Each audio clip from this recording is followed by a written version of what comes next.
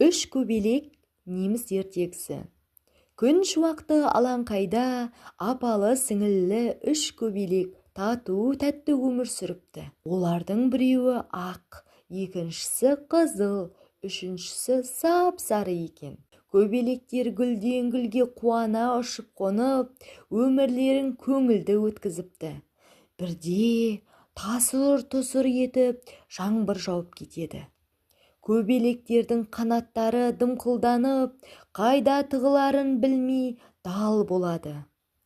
Ал себелеп жауған жаңбыр тоқтар емес. Малмандай су болған көбелектер Лалагүлге келіп, Лалагүл, бізді жаңбырдан тасалашы, деп өтінеді.